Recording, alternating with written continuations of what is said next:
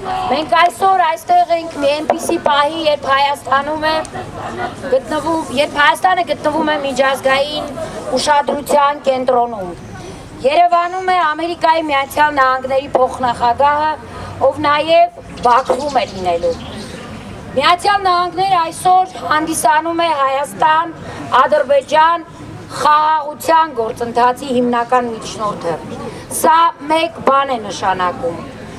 Կենտրոնում պետք է լինի մարդու իրավունքը, ոչ թե ուժի իրավունքը։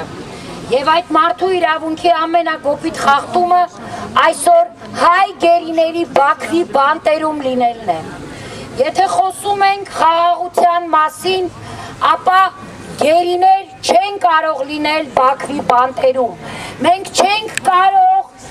տարիներ անց դեռևս ունենալ անհայտ կորած հայրենակիցներ եւ որևէ ճշտում կամ լուրջ կարողանանք ունենալ մեր հայրենակիցներից։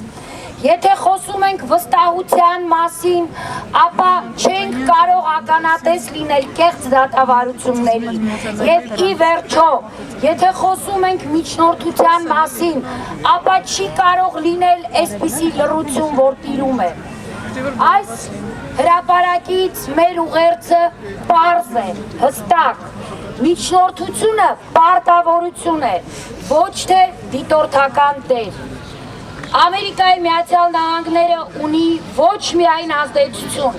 այլ նաև այս պահին ունի պատասխանատվություն, պահանջելու գերիների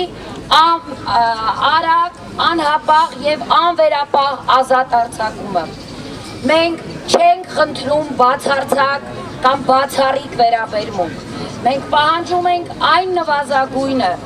որ միջազգային իրավունքն արդեն իսկ պարտադրում է։ Ամերիկայի Միացյալ Նահանգների փոխնախագահը պիտի լսի մեր ժողովրդի ձայնը եւ մենք ուզում ենք, որ այս ձայնը հասնի հենց իր միջոցով, հասնի Բաքու առանց որևէ ահավաղման։ Հայ գերիները քաղաքական գործիք չեն ու չեն կարող ու չպիտի լինեն։ Նրանց ազատությունը չի կարող պայման լինել։